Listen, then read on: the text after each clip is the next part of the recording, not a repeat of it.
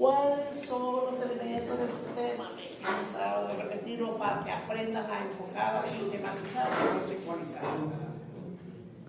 El sistema nervioso, que lo acabamos de ver, que de paso no puse lo de visión y audición, ¿no es cierto? No todos, bueno, por lo menos con mi grupo sí, quedó claro la hipermetropía. Los trastornos de refracción, ¿cuáles son? Hipermetropía, astigmatismo.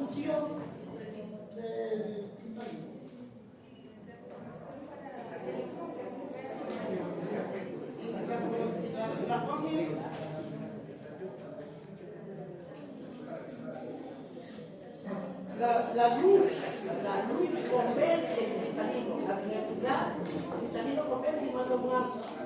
Y el cristalino se reacomoda a la imagen, ¿cierto? Entonces, ¿cuáles son los músculos que movilizan a los cristalinos? El ciliar. El músculo ciliar. Está muy facilita para poner al cielo. Entonces vamos a ver, chicos, hablar del sistema endocrino, así como el sistema neurológico, son dos sistemas que permiten al hombre, especialmente al hombre, no toda la escala de los animales, al hombre especialmente, a relacionarse externamente e internamente. Habíamos dicho que todo el sistema de inervación que nos permite valorar nuestro mundo físico que nos rodea es a través de los órganos de los sentidos, a través de la visión, audición, olfacción, eso es lo que nos permite. E internamente vamos a tener nosotros quimioreceptores. Los quimioreceptores que van a valorar el volumen y la presión sanguínea. Entonces, dentro de los quimioreceptores tenemos quimioreceptores de acción central y quimioreceptores periféricos. ¿No es cierto? Muy bien. Ahora, vamos a ver el sistema endocrinológico. Hablar del sistema endocrinológico es hablar de una sustancia química fundamental que se llama hormona. Pero para entender a esta, tenemos que tener clarísimamente el eje endocrinológico, que es el hipotálamo, la hipófisis y las glándulas periféricas. Llamamos periféricas, ¿por qué? Porque el hipotálamo y la hipófisis están dentro del cráneo. Y fuera de él vienen glándulas que obedecen a este eje, que son la tiroides, el timo, las glándulas mamarias, el páncreas, los ovarios, los testículos, la corteza suprarrenal, el riñón propiamente dicho en su función endocrinológica. ¿Por qué el riñón es endocrinológicamente válido?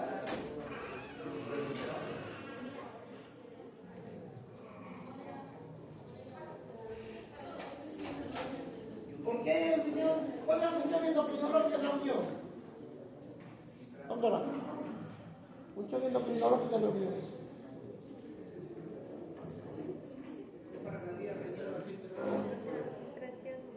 ¿Cuál es la función endocrinológica del riñón? Porque produce una hormona eritropoyetina, la que va a generar la sangre. Seguimos.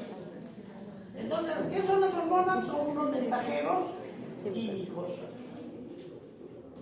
Entonces, bien chicos, las hormonas son las que permiten la coordinación de las funciones de las células, de los tejidos, de los órganos, por unas moléculas bioquímicas para mantener el equilibrio, la homeostasis interna. Uno son los neurotransmisores. Los neurotransmisores liberados por neuronas para funciones del sistema nervioso. Ejemplo, la médula suprarrenal, la neurohipófisis. Neurohipófisis, recuerden que la hipófisis tiene dos lóbulos, el lóbulo anterior y el lóbulo posterior. Es más fácil aprenderse cuáles son las hormonas que generan la hipófisis posterior. La oxitocina y la vasopresina, llamada también hormona antidiurética. Las demás son el lóbulo anterior. Entonces, dentro del neurohipófisis o lóbulo posterior se genera la hormona antidiurética llamada vasopresina y la oxitocina. Dos, las hormonas endocrinas son moléculas secretadas por glándulas a la sangre sangre para funciones específicas, como por ejemplo la hormona del crecimiento, para el crecimiento de los huesos. La triotirosina aumenta la velocidad de las reacciones químicas celulares. Hormonas neuroendocrinas, liberadas por las neuronas. ¿Quién las libera? Las neuronas. ¿A dónde las libera? A la sangre. Para funciones específicas. Ejemplo, las glándulas suprarrenales. La hormona adrenocórtico-trópica que va a actuar sobre las glándulas suprarrenales para formar el cortisol, ¿no es cierto? Los glucocorticoides. Producción de catecolaminas endógenas. ¿Qué son las hormonas paracrinas? Las hormonas paracrinas son liberadas al líquido extracelular para funciones de las células vecinas, ejemplo de insulina secretada por el páncreas para actuar en el metabolismo de la glucosa. Recuerden, la vez pasada les dije cómo era la distribución, más o menos, lo vamos a ver más en renal, en la segunda parte, pero recuerden, el agua corporal total es igual al 60% del peso de la persona. Siempre, se lo vimos. Y el agua corporal tiene dos compartimentos. El 40% es intracelular y el 20% es extracelular. De este 20% tiene dos compartimentos. 15% es el intersticial y 5% es el intravascular. ¿Recuerdan eso o no? ¿Lo hemos visto? Muy bien. Entonces, estas hormonas paracrinas son las que liberan el contenido al líquido. Y ese líquido es como un pequeño mar que baña todas esas células que están juntas, que son los tejidos. Y los tejidos son conjuntos de células. Entonces, la insulina, por ejemplo, imaginémonos que estamos dentro de la célula, y hemos dicho, dentro de la célula, a nivel del mitocondrio, ¿qué se da? La formación energética dentro del mitocondrio.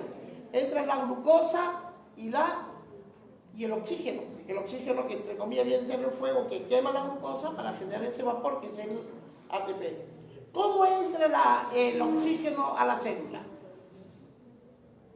Por difusión pasiva. Imagínense que entra un individuo y atraviesa la pared, se metió. Solamente los gases tienen esa propiedad de atravesar las paredes. En cambio, si la glucosa, si nosotros estamos dentro de la célula, la glucosa quiere entrar, tiene que tocar la puerta, no puede entrar. Entonces hay un poro, hay un canalículo, hay un forado dentro de la célula que es exclusivamente para la glucosa, pero la glucosa no puede entrar. Y la glucosa llama a la puerta, la que nos toca, déjame entrar. Nadie le abre la puerta, hasta que alguien se atreve a abrirle. ¿Quién era el caballerito que va y le dice, adelante glucosa? Y la glucosa entra a la célula. Si este caballero no está aquí, nunca le van a abrir la puerta a la glucosa. ¿Cómo se llama ese caballero? Insulina. ¿Qué es la insulina? Es una hormona que pertenece a la paracrina, que es secretada al líquido extracelular, ¿no es cierto?, para función celular. Ejemplo, la insulina, secretada por el páncreas para actuar en el metabolismo de la glucosa, la insulina. Imagínate que estamos conversando y otra vez llegue la glucosa. ¿Quién le tiene que abrir la puerta para que entre a la célula? La insulina. Le digo a la insulina, flaca, viene por ahí, le llamo, la insulina le abre, pasa glucosa, le cierra la puerta. Seguimos conversando, vuelven a tocar la puerta. ¿Quién es? La glucosa. ¿Quién te tiene que abrir la puerta a la glucosa para que entre en la célula? La insulina. Insulina, anda, ya doctor. Y entonces seguimos conversando. Siguen tocando la puerta. Oye, compadre, ábrele pues. Mira, están tocando la puerta. ¿Ahí está la insulina o no? ¿Por qué no pasa? Si ahí están los dos. Entonces la insulina voltea y me dice, doctor, la chapita, el agarrador, el manubrio ya no hay. Espérate para buscar. Y empieza a buscar la insulina. Y afuera, ¡ay, compadre! Es una bulla, cantándose la bulla. ¡Majones para que la puerta! Espérate, le dice. Cuando la glucosa no entra, ¿qué pasa? Afuera es como un corredor. Es la sangre capilar. Y la glucosa que no entra se amontona. Y a eso se llama hiperglicemia. se amontona. ¿Y por qué se amontona? Porque nadie le abre la puerta. ¿Pero por qué no le abren la puerta? Si ahí está la insulina. ¿Por qué no se abre la puerta? Porque no hay manubrios. Y cuando no hay manubrios donde actúe la insulina, se llama resistencia insulínica. ¿Qué es la resistencia insulínica? Es la ausencia de los receptores para la acción insulínica para la apertura de los canales de ingreso de la glucosa. ¿Quedó claro? Esa es una función de este caballero. Hormonas autocrina, liberada por el líquido extracelular para funciones en las mismas células. Ejemplo, las gonadotrofinas. Testosterona, que actúa en la madurez de los espermatozoides. Otro tipo de células, las citocinas. ¿Se acuerdan cuando vimos, cuando les explicaba de los leucocitos, granulocitos y granulocitos? Y era la fórmula B. Basófilos, eosinófilos, neutrófilos, son los granulocitos porque tienen citocinas. ¿Qué eran las citocinas? Sustancias proinflamatorias que están y se llaman hormonas secretadas al líquido extracelular con función autocrina, paracrina y endocrina. Ejemplo, interleucinas. Interleucina 1, 3, 6, 8, 13 y 17, ¿no es cierto? Y el proceso inflamatorio. Y la linfocina secretada por los granulocitos. ¿Cuáles son los granulocitos? El grupo B, basófilos, eosinófilos, neutrófilos. Es la primera línea blanca que actúa frente a una invasión por agentes bacterianos. Y los linfocitos actúan frente aquí a las células virales o antígenos cancerosos. Muy bien, ¿dónde localizamos estas principales glándulas? El hipotálamo, ¿no es cierto? ¿Se acuerdan que el hipotálamo pertenece a qué parte del cerebro? Al diencéfalo. Hablar del diencéfalo es el tálamo. Y ella viene y me pregunta varias de esas, ¿cierto? ¿Cuál era el puesto? Tálamo. El hipotálamo, de ahí viene la hipófisis, y acá están la tiroides, paratiroides, el timo, el páncreas, las glándulas suprarrenales, los ovarios y los testículos.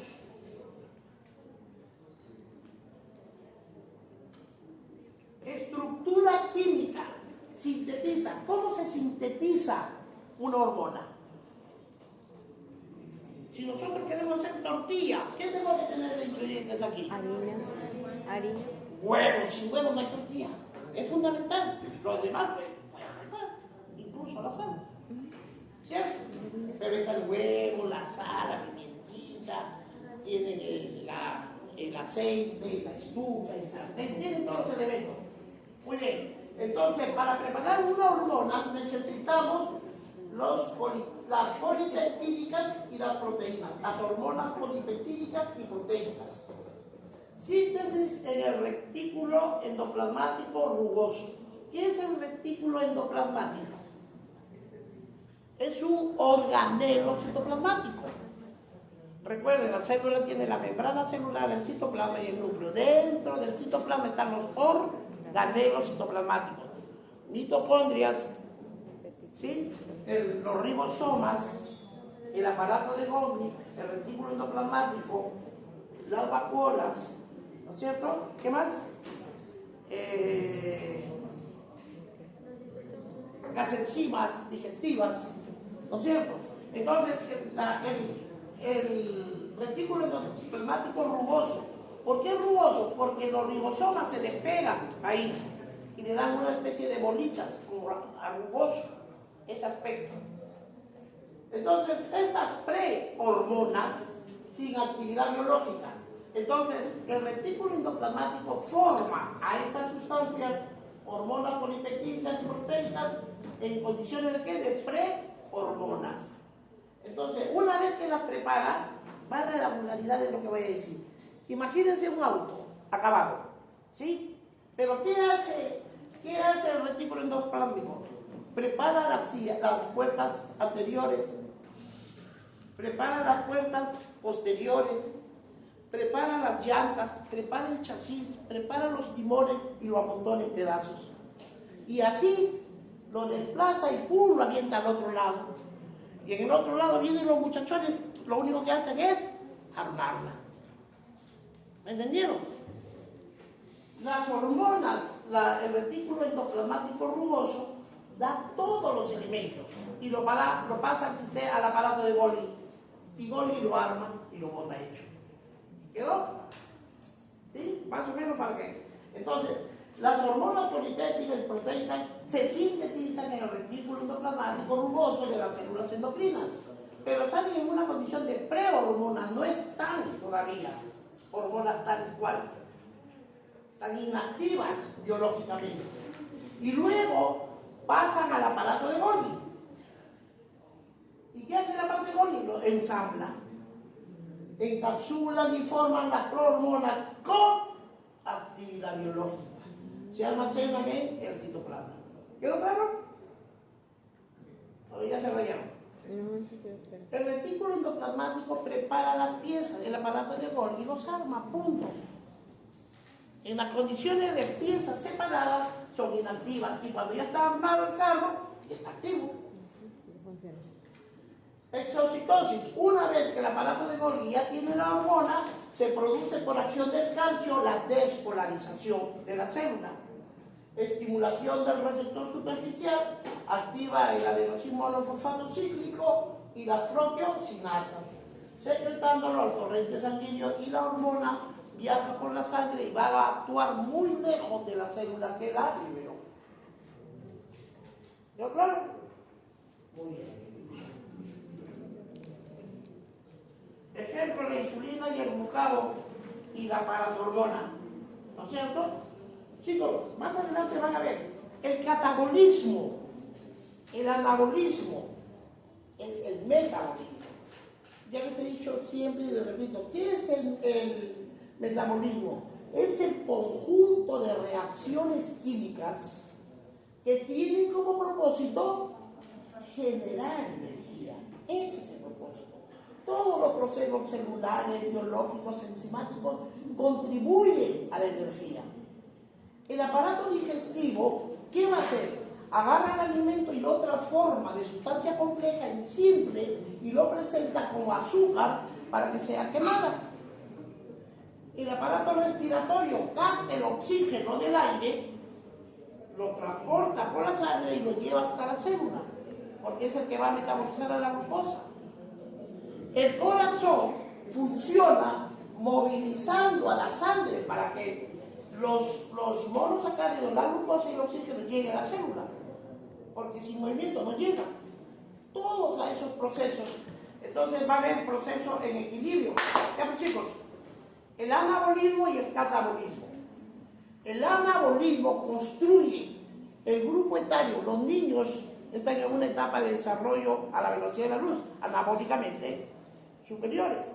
Los viejos, etapa de bajada, predomina el catabolismo. La juventud de ustedes, el anabolismo y el catabolismo en equilibrio. Anabolismo, catabolismo predominante. Pero todo para generar energía. Entonces, la insulina actúa sobre el páncreas. ¿Ya que estudiado el páncreas? Anatomía del páncreas. ¿Cómo se llama la unidad estructural del páncreas?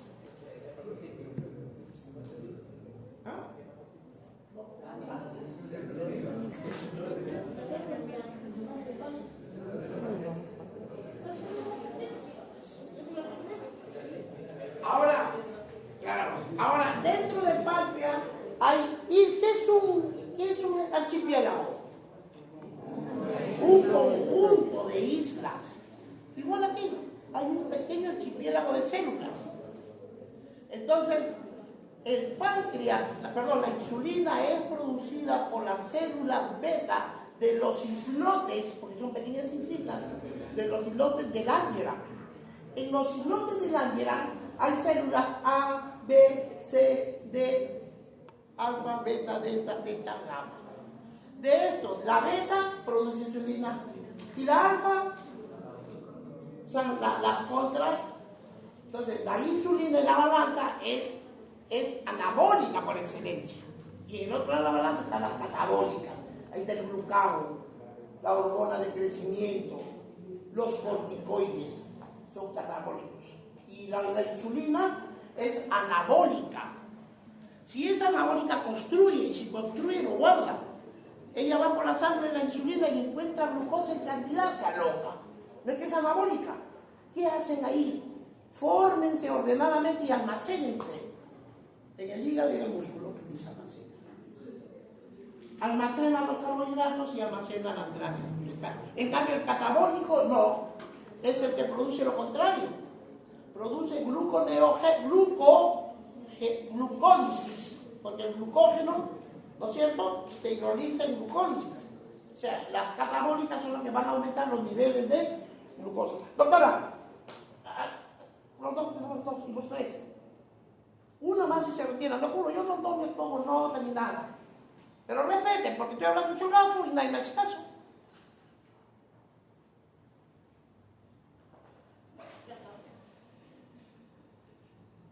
La estructura y la química y la síntesis. Hormonas esteroideas. Las hormonas esteroideas son estructuras químicas provenientes del colesterol. Son liposolubles, no se almacenan.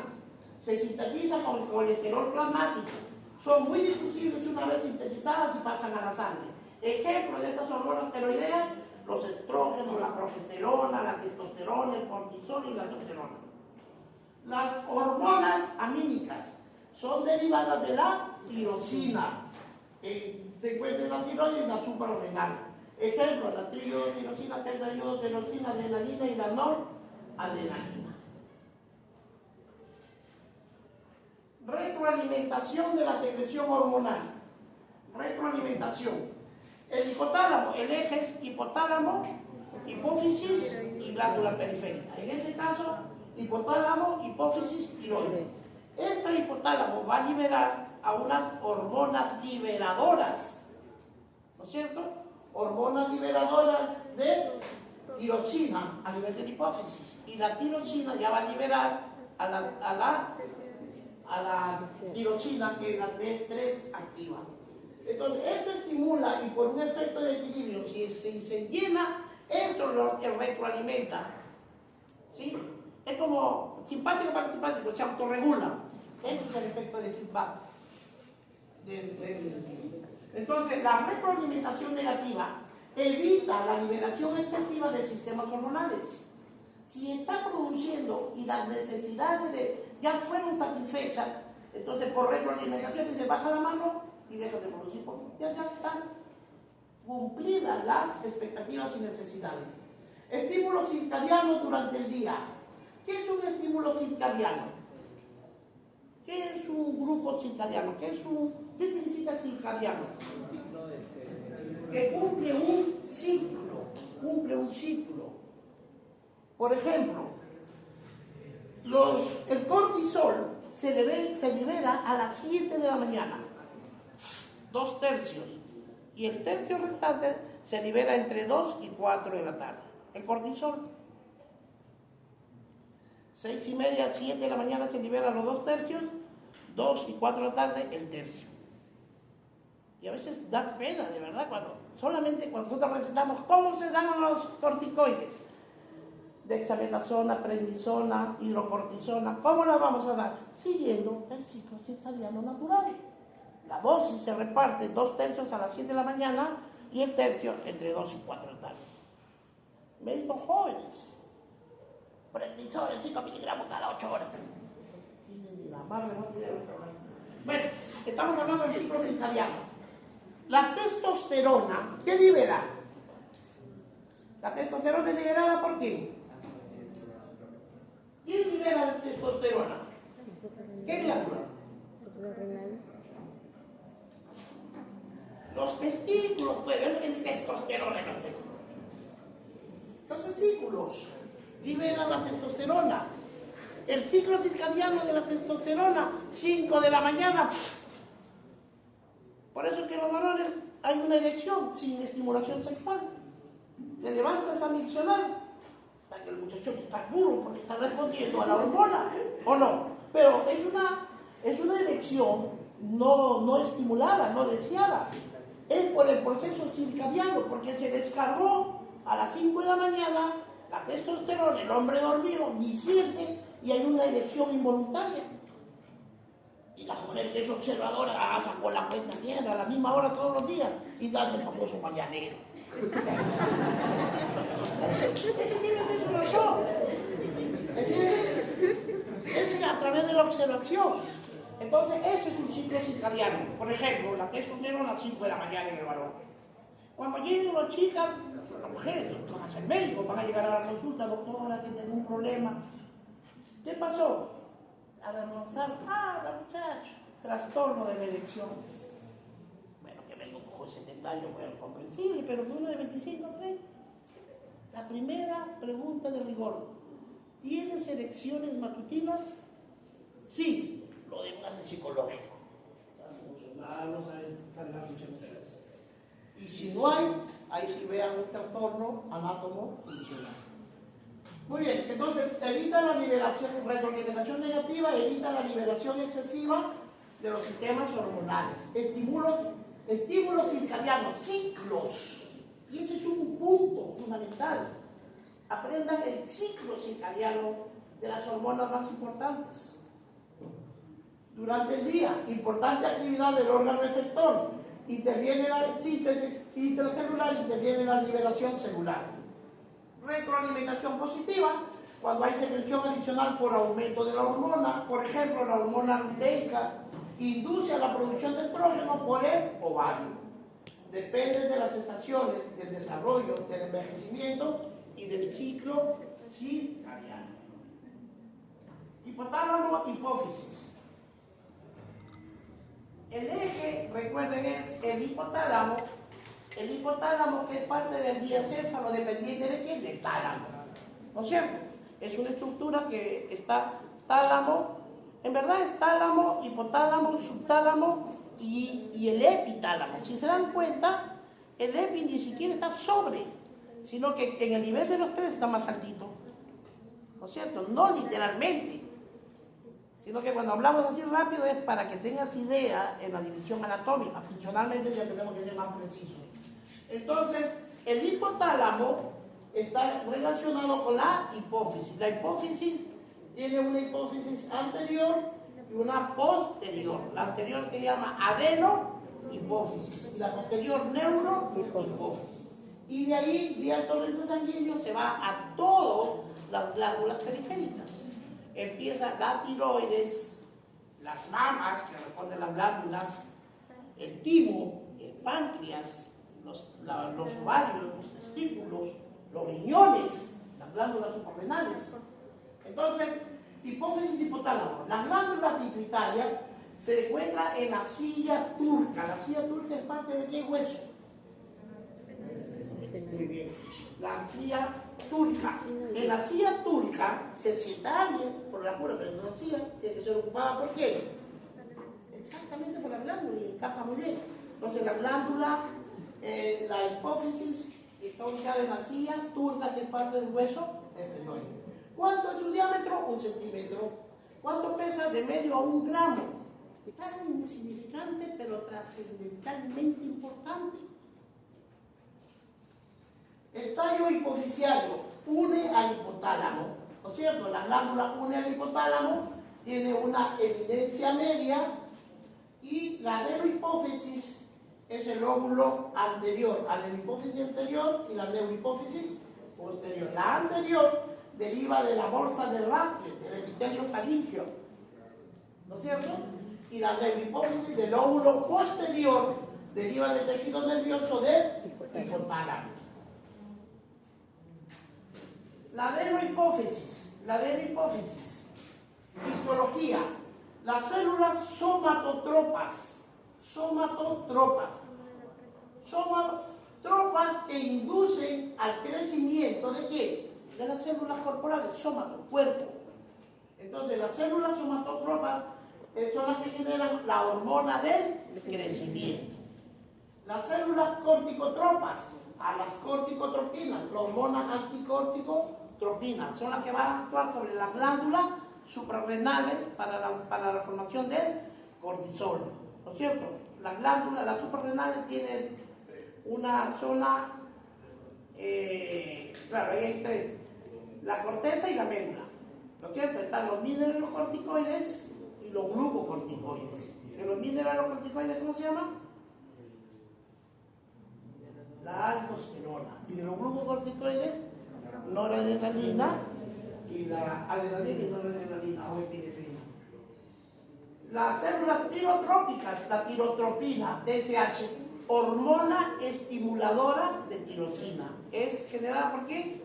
Por el hipotálamo, ¿no es cierto? Las células gonadotrófas, hormona luteinizante y la hormona estimulante de folículos. Y las células lactotropas, la prolactina, ¿no es cierto? La distribución de estas células, las células somatotropas, representan del 30 al 40% de todas las células de la adenohipófisis. Las células corticotrópicas, el 20%, y el resto de células de 3 al 5%. Células se pueden clasificar por su nutrición, acidófilas y basófilas. Dentro de las acidófilas está la hormona de crecimiento, esa es la siglas en inglés, ¿no? Crecimiento, grow, G-O-R-U, grow, G-R-O-W-T-H, y hormona de crecimiento y prolactina. Y la célula basófila, hormona anticorticotrópica, hormona estimulante de tirosina, hormona luteinizante y hormona estimulante de los folículos. Ahora, la adenohipófisis. De la adenohipófisis, su metabolismo. La hormona de crecimiento, que es la somatotropa, es síntesis de proteínas, multiplicación y diferenciación celular. La hormona corticotrópica, la adrenocorticotropa, la hormona adrenocorticotrópica. Estas hormonas son las que van a incidir sobre qué glándula, sobre la suprarrenal. Y estas suprarrenales van a generar hormonas, que es la adrenalina, noradrenalina y la aldosterona. Y van a participar ¿a dónde? En el metabolismo de glucosa, proteínas y lípidos. Las hormonas estimulantes de la tiroides, la tirotropina, hormona estimulante de tirosina. La hormona estimulante de tirosina viene de la adenohipófisis, actúa sobre la glándula tiroides para liberar a la T3 y T4, triyodotirosina y tetrayodotirosina. ¿Cuál es la hormona activa funcional de la tiroides? La T3. Sino que de la T3 muy rápidamente se metaboliza. Pero exactamente. Entonces, secreción de tirosina, triyodotironina, reacciones químicas intracelulares. La hormona prolactina, desarrollo de las glándulas mamarias y genera la producción de leche. ¿No es cierto? Normalmente, las glándulas mamarias, las mujeres, cuando empieza el desarrollo, se llama la telarquia, empieza el botón mamario, la glándula, porque la mujer en algún momento se prepara para la reproducción. Una vez que tiene a su hijo, se va a prender de la mama y lo va a amamantar. Y la hormona que genera eso tiene sus ciclos, por ejemplo. ¿No es cierto? Nadie puede pensar que una niña a los 9 años pueda darle mamar a alguien, ¿no es cierto? No, porque la leche tiene que tener un estímulo de succión. El bebito lo estimula y se produce. ¿Pero con acción de quién? De la glándula mamaria. Un paréntesis, en el año 1956 fue una niña Medina. A los 9 años dio a luz en Sullana, Perú. Cuando ella cumplió 5 años, a los 5 años tuvo su hijo. A los 9 años ella tenía 9 y jugaba ya con su hijito de 5. ¿Sí? Posteriormente se lo quitaron. El mundo entero llegó al Perú a ver ese fenómeno. Había sido producto de un abuso, de una violación. Y el chico cuando fue, esta chica como 45, 50 años se murió. Y la mamá se murió muy bien. Cuando llegue ginecología, obligadamente van a pasar a estudiar ese caso. Pues, hormona folículo estimulante, sí tiene que ver con el ciclo menstrual. Las hormonas estimulantes de los folículos y las hormonas luteinizantes. ¿Participan en qué? En el crecimiento de los ovarios y de los testículos. Actividad hormonal y reproductividad.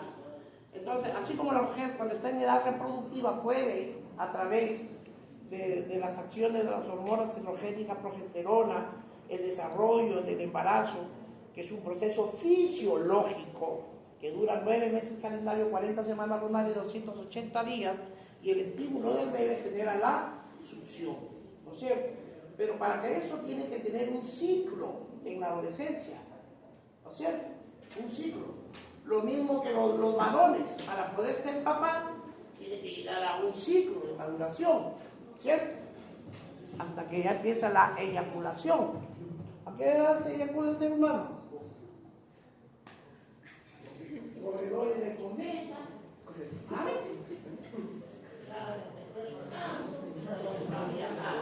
Hasta que llega la maduración. Ahí, eso sí sabe. ¿Qué es el ciclo circadiano? A ver, hipófisis, célula, hormona, química.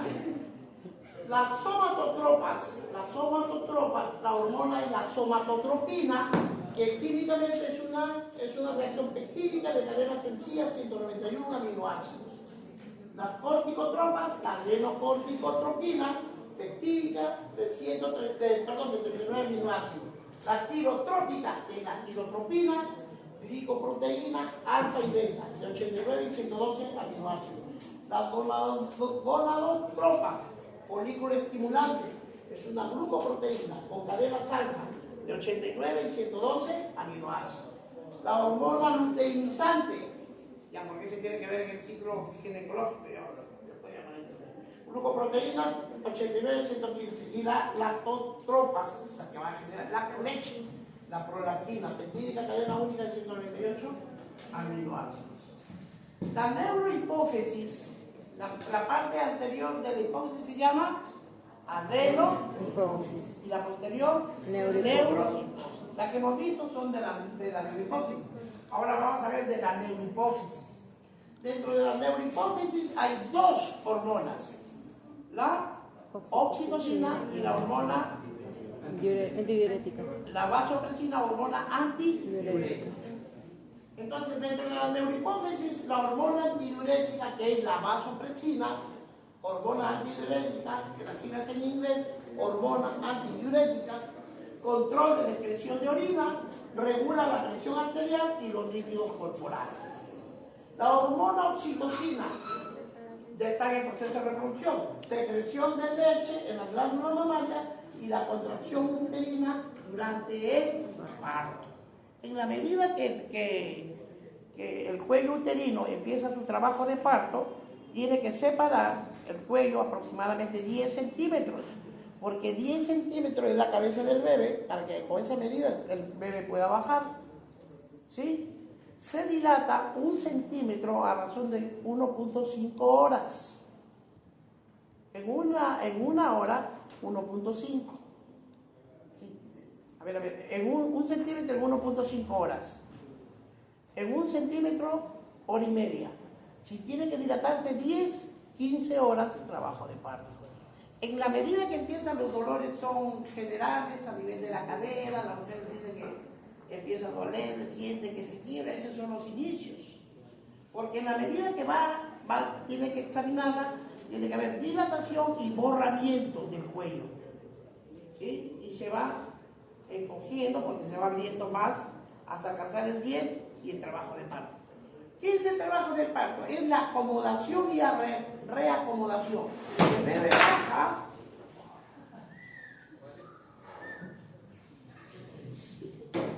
El bebé baja, ¿no es cierto? El bebé baja, choca con un hueso y instintivamente busca, se acomoda, vuelve a canalizar, sigue bajando, choca con un hueso, se acomoda y baja.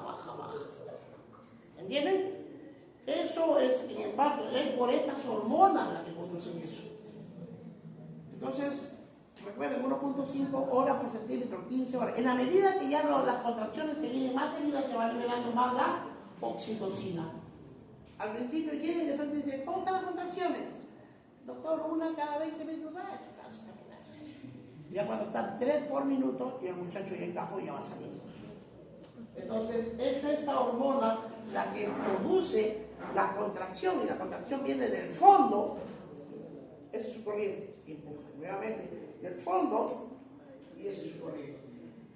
Entonces, las dos grandes hormonas de la neurohipófisis son la hormona antidiurética y la oxitocina. Las neuronas macrocelulares se encuentran en el hipotálamo. Las células a nivel del hipotálamo, ojo con esto, el eje es hipotálamo, hipófisis por la periférica. En la célula, la de la hipófisis, a través del hipotálamo están los núcleos supraópticos y los núcleos paraventriculares. ¿Qué sintetiza el núcleo supraóptico? La hormona antidiurética. Esa pregunta hasta para la especialidad médica, residentado médico. ¿Dónde se sintetiza la hormona antidiurética? En el hipotálamo, en el núcleo supraóptico. ¿Dónde se almacena? En la hipófisis posterior o neurohipófisis. ¿Estamos? La oxitocina, ¿dónde se produce? En el hipotálamo, en el núcleo paraventricular. ¿Dónde se almacena? En la neurohipófisis. ¿Quedó claro eso? En el ovario, perdón, en la hipófisis posterior o neurohipófisis hay dos hormonas, la vasopresina y la oxitocina. La vasopresina se sintetiza en el hipotálamo a nivel del núcleo supraóptico y la hormona oxitocina en el núcleo paraventricular. ¿Quedó claro eso? Para aprovechar un poquito. Miren chicos, nosotros ya venimos estudiando, hemos visto la presión arterial es igual al gasto cardíaco por resistencia vascular periférica, ¿no es cierto? El gasto cardíaco es la cantidad de sangre que sale en cada minuto o en cada contracción. Sale sangre. Entonces, cuando el gasto cardíaco disminuye, puede ser, por ejemplo, por una deshidratación severa, por vómitos incoercibles, puede ser por diarrea, alto flujo, de repente un accidente, se quebró la pierna y tiene un sangrado masivo, donde el volumen de la sangre cae y el gasto cardíaco cae. Y el cuerpo tiene que compensar, porque tiene que llevar oxígeno y nutrientes para la energía. Entonces, todo paciente, entre comillas, deshidratado, porque todo es un paciente deshidratado, tiene que tener una frecuencia cardíaca aumentada, se llama taquicardia reactiva, está reaccionando porque el volumen y la presión del líquido ha caído. ¿Y por qué cayó? Porque se está perdiendo con la diarrea, se está perdiendo con el vómito, se está perdiendo con el sangrado. ¿Estamos? Entonces, cuando ocurre eso, entonces por cualquier mecanismo, lo vamos a llamar nosotros a un estado de deshidratación, ¿cierto? Y un estado de gasto cardíaco bajo se caracteriza porque toda la circulación está venida a menos. Por lo tanto, hay un estado de hipoperfusión sistémica. Poco, perfusión corriente de sangre sistémica, a todos los órganos les llega poquita sangre. ¿Por qué? Porque se ha perdido. Para compensarlo, el corazón bombea más rápido, pero llega poca sangre. Entonces, como está deshidratado, ahí se desencadenan las alarmas homeostáticas. Lo primero que va a tener un paciente altamente deshidratado va a tenerse avidez, busca agua. Busque el agua, toma agua, pero si los mecanismos de pérdida, como por ejemplo, no le pusiste un torniquete para que no siga sangrando, o no hemos identificado, no le hemos dado tratamiento a la diarrea, o de pronto no hemos dado ni siquiera un vómito, un medicamento antiemético para detener un poco ese vómito, entonces si sigue perdiendo, ¿no es cierto? A ver, ¿qué pasaría? Un paciente está deshidratado, ¿qué dice la lógica? Si está deshidratado, dale agua. La mejor forma de que entre el agua es por la vía oral. Pero si el paciente le da de beber y al rato te vomitó todo. ¿Qué significa? Que nunca lo vas a hidratar por la boca. ¿Por dónde entra el agua? Por la vía paraenteral, por aquí. Y le tienes que meter un suero y de gas. ¿Estamos? Entonces, hay signos de deshidratación. El paciente viene con trastorno del sensorio, confundido. El paciente viene con la piel seca, rugosa, la mucosa seca como lengua de loro, ¿sí? No orina, ojos hundidos, llanto sin lágrimas, y le empiezan a dar. Si el sistema no funciona con el sistema de la sed, el segundo mecanismo que el cuerpo humano libera es el sistema renina-angiotensina-aldosterona. ¿Sí? Se activa el sistema renina, que la renina es ¿qué? ¿Qué es la renina? Una hormona. ¿Dónde se produce? Renina. Del riñón, sí, del riñón ahí. La renina. ¿Qué hace la renina? La proteína que sintetiza el hígado, ¿no es cierto? ¿Cómo se llama?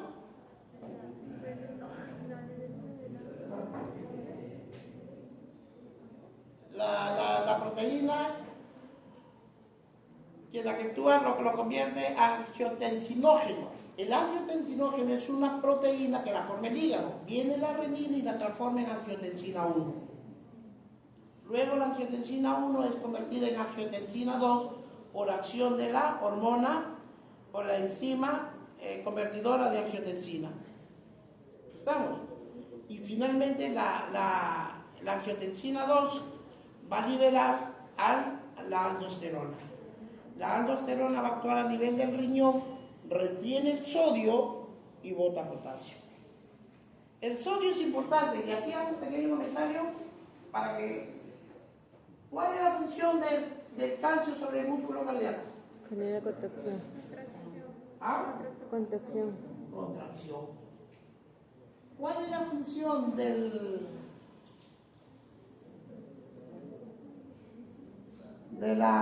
¿cuál es la neurotransmisión por excelencia del parasimpático? Parasimpático, la acetilcolina. ¿Quién activa a nivel del músculo, del disco? La Acetilcolina. Un montón de amino, creo. A ver, miren chicos. ¿Han visto chicos la cometa? No, que yo no vuelo cometa, dice. Mejor aquí. Esta es la colita del cometa, ¿sí o no? Y allá acá hay un niño jalando la cometa. Aquí hay varios cometeros. Muy bien. Miren, no se olviden de esta metáfora. Miren chicos.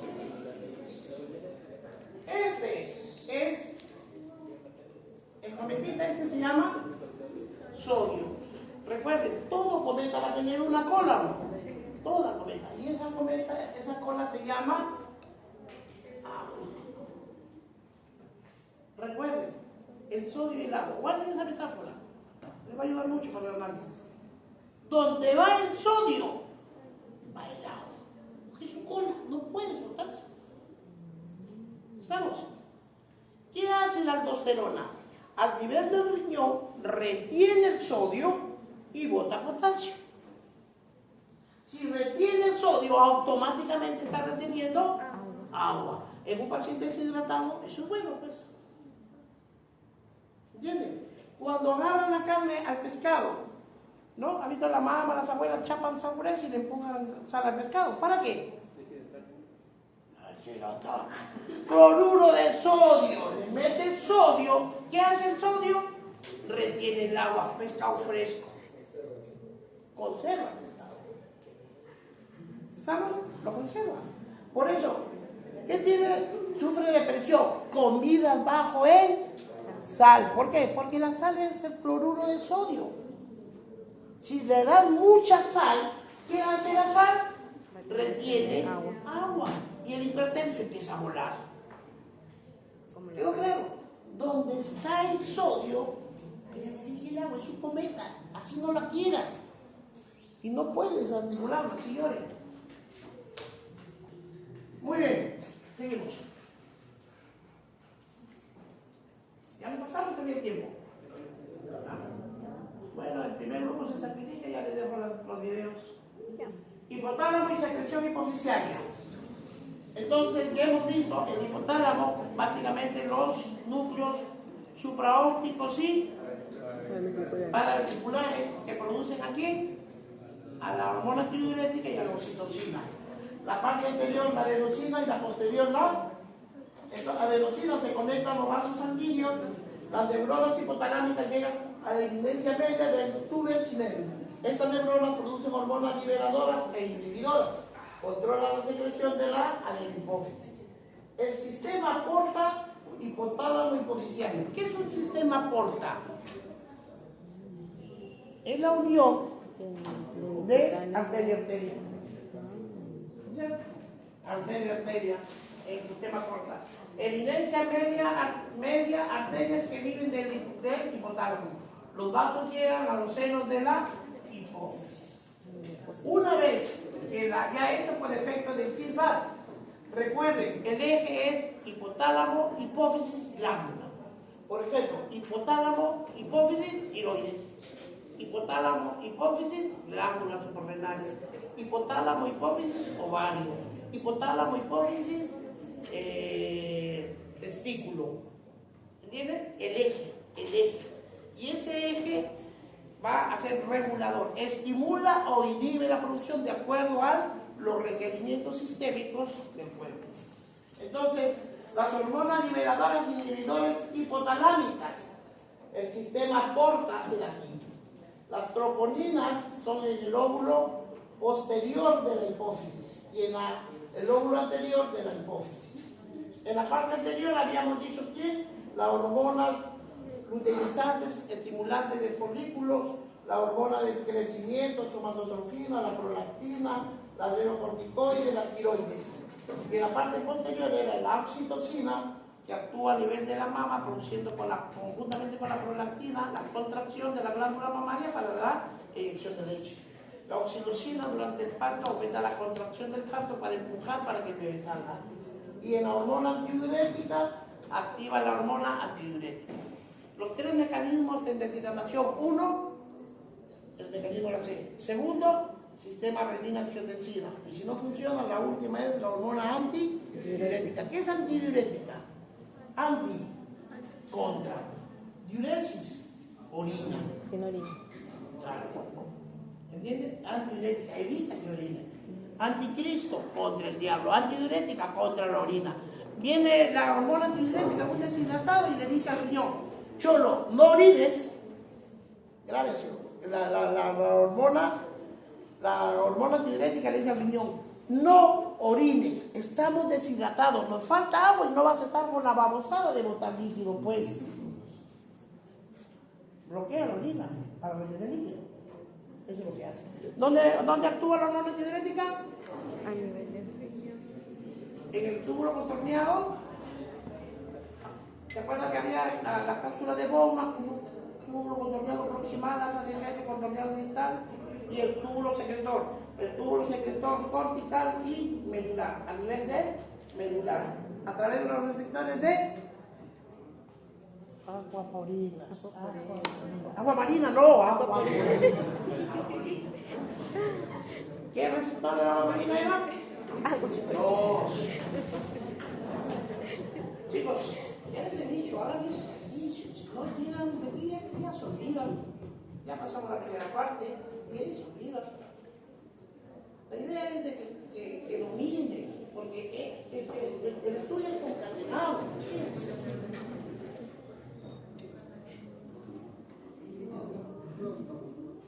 ¿Tú has tenido clase?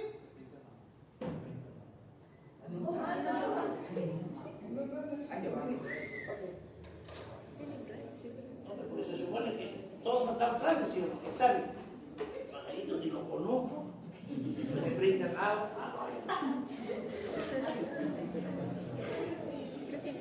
Ahora estaba la corriente, no sé si será cierto, los médicos de la Seguridad Social de Salud, ECHE, estaba la novedad. ¿Qué pasa? Este año ningún alumno de la CEPAM viene a prácticas al profesor y al profesor. ¿Por qué? No sé, no quieren no han hecho un pago, no sé. No sé qué está pasando, pero lo cierto es que no va a entrar, es una pena, es una pena. Bueno, hormona liberadora de inhibidores hipotalámicas. Hormona liberadora de la tirotropina. Hormona liberadora de tirotropina, la tiroliberina. La hormona liberadora de tirotropina. Estimula la secreción de la hormona estimulante de tirosina por células tirótropas de la hipófisis.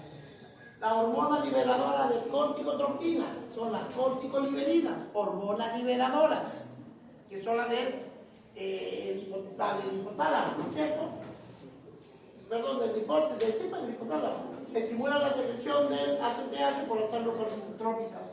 Hormona liberadora de la hormona de crecimiento, somatoliberinas. Trópica y liberinas son, o relax, son sinónimos. Va a estimular la secreción de la hormona de crecimiento por las células somatotropas. La hormona inhibidora de la hormona de crecimiento es la somatostatina. Inhibe la liberación de la hormona de crecimiento por las células somatotropas. Hormona liberadora de gonadotrofinas, la gonadoliberina. Estimula la secreción de la hormona estimulante de folículos y la hormona luteinizante por células gonadotrófas de la hipófisis. Y la hormona inhibidora de prolactina. La hormona liberadora inhibidora de prolactina es la dopamina. La dopamina. Inhibe la síntesis y la secreción de prolactina por las células lactotropas. Las hormonas liberadoras inhibidoras de la hipotálamo son hormona la tiroliberina, ese es un péptido de 3 aminoácidos, la corticoliberina, la somatostatina. Estas son, si no lo que queremos que vean, son las concentraciones de aminoácidos de las cadenas. La patología de secreción. La patología de secreción.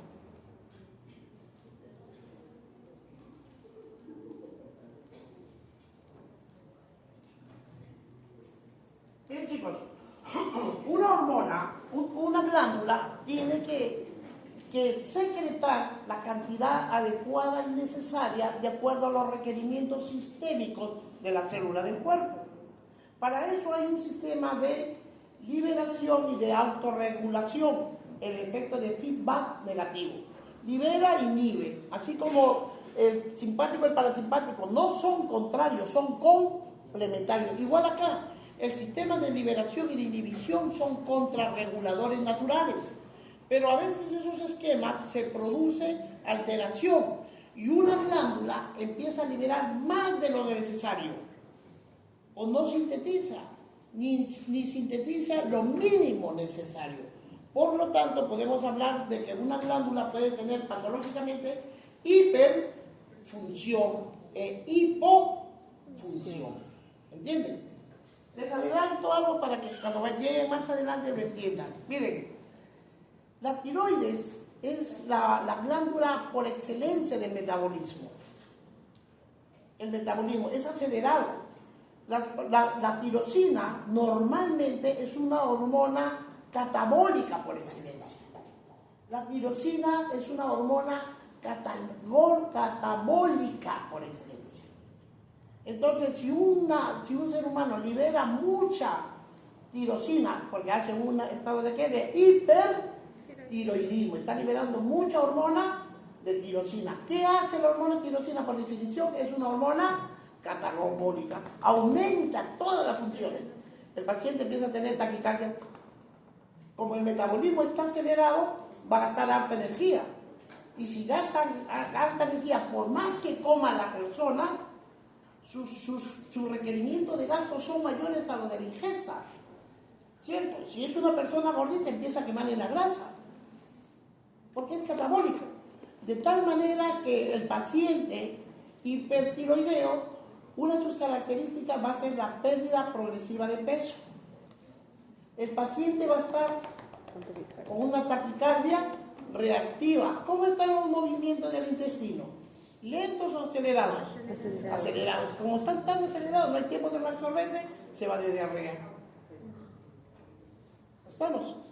Entonces, ¿y cómo va a estar su pensamiento? A la velocidad de la luz. Hiperdinámico. Paciente que viene con el problema de pérdida de peso. Doctor, pérdida de peso, ese es el problema. Grábense esto. Las tres causas principales por que un ser humano pierde peso. 1, en el Perú, diabetes. 2, tuberculosis. Piensen en esto. Primer orden, tuberculosis, diabetes, hipertiroidismo y busquen cáncer. ¿Por qué un ser humano pierde peso? Porque está tuberculoso, porque probablemente es diabético, o está con hipertiroidismo, o tiene un cáncer. Y la cosa es fácil, queda una glucosa basal, un perfil tiroideo. En cambio, el hipotiroidismo es más lento, ¿cierto? Entonces, ¿qué va a pasar? Lo contrario. Entonces, el paciente incluso hasta los ojos, hay exoscalmo, es un flaco que se le sale, lo toca, está caliente, no es que está a la velocidad de la luz, el metabolismo acelerado. El paciente está rápidamente elocuente, habla a la velocidad de la luz, ha perdido peso, tiene taquicardia, está con diarrea y hay protrusión de los ojos. En cambio, cuando llega a la consulta, llega el hipotiroidismo. Típicamente, ¿cómo es el paciente? Ya seguro de que lo va a entrar, ya. Doctor, hola, ¿cómo se llama? Es mujer. María, muy bien, señora María. Cuénteme, ¿qué pasó? Doctor, yo no hablaba así. No, ¿de qué me pondrá hiposis? Bueno, era la habilidad racional. La acompañante, ¿qué pasó? Todo que mi mamá hablaba bien. Pero hace como 6 meses, doctor, uy, se engordó harto. Es de lo que yo como, no me come. Hay trastornos. Igual, entonces como está el metabolismo enlentecido, ¿no es cierto? Si el metabolismo está enlentecido, se va reservando y la persona se engorda. Como los movimientos peristálticos se hacen bien lentos, hace la cada 4 días. Constipación. La piel se vuelve seca, el pelo se pone quebradizo y se cae. Y se vuelve bradicítica, lenta en pensamiento. Bradicítica, bradilálica, es lento su lenguaje. Es doctor, y en verdad, y es así. Entonces es una paciente obesa, es una paciente bradicítica, bradilálica, es una paciente con constipación crónica, es una paciente, es rápidamente detectable. ¿Por qué les digo esto? Porque cuando estudien las hormonas, pregúntense, ¿es anabólica o catabólica? Por excelencia, la insulina es catabólica. Perdón, la tirosina es catabólica y la insulina es anabólica. Chapen los ejemplos de ellos y apliquen a las demás hormonas y facilitan el rendimiento todo. Muy bien, entonces, este es el tálamo. El tálamo, la hipófisis, ese es el eje, hipotálamo, hipófisis, glándula periférica. Vamos con la tiroides. Entonces, las hormonas liberadoras del tálamo le mandan una señal, el hipotálamo le manda un estimulante, una gonadotrófica o una tirotrópica, y la hormona y la glándula adenopófisis produce una hormona estimulante de tirosina, la TSH, hormona estimulante de tirosina. Esta viene y actúa a nivel de la glándula tiroides y le hace producir la T3 y la T4. Entonces, cuando hay problemas de hipertiroidismo, el hipertiroidismo puede ser primario o secundario. ¿Cuándo digo que es primario? Cuando hay una superproducción de hormona tiroidea y le exige a la de acá que produzca mucho. O puede ser de que este normal y la de arriba es la de mayor productividad. ¿Entienden? Entonces, los efectos de retroalimentación negativa ya es un acto patológico, se bloquean todos. Entonces, la patología puede ser primaria o secundaria. O es a nivel de la glándula periférica o es central. Y si es central, ¿dónde es? ¿En hipófisis o en el hipotálamo? Ese es el esquema. Y échense a buscar. Entonces, hipotálamo, hipófisis, la reina manda. Órganos efectores, los vasallos ejecutan. Es así. ¿Sí? Dentro del cráneo son los reyes, está la corona en la cabeza. ¿Quién está dentro? El hipotálamo y la hipófisis. Y del cuello para abajo viene la capita. Ya. Este es el pueblo, los órganos, los vasallos. Ellos ejecutan las órdenes de los reyes, que son el hipotálamo y la hipófisis. Y distintas estas órganos periféricas son totalmente. Muy bien. Ejemplo de la hormona tiroidea, por ejemplo, aquí está bien.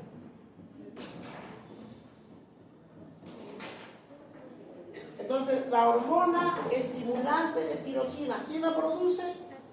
La hipófisis, adeno. La de la hipófisis aumenta su secreción, actúa sobre la T4, ¿no es cierto? Y la T4 libre, ¿no es cierto?, empieza. Ahora, cuando la hormona está generando muy poca T4, se genera el hipotiroidismo primario. Y luego, cuando la hormona estimulante, como esta, entonces miren, cuando la hormona tirosina está normal, y tú encuentras una hormona tirosina, ¿por qué se elevó? Razónalo así. Entonces la tirosina dice, yo soy la hormona tirosina de la hipófisis. Le estoy diciendo a la T4 de la tiroides que produzca, no me hace caso. Le vuelvo a mandar orden, la vuelvo a llamar, y está que le estimula, y esta empieza a aumentar. Y la otra más bien empieza a bajar.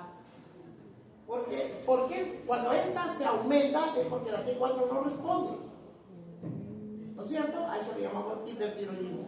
Y si la hormona empieza a bajar, es porque ya le está diciendo, oye, para. Y esta hace lo contrario. Hay un hipertiroidismo central. Muy bien. Chicos, hasta aquí hemos llegado a la primera parte del capítulo. Estamos teóricamente saldados. ¿Estamos?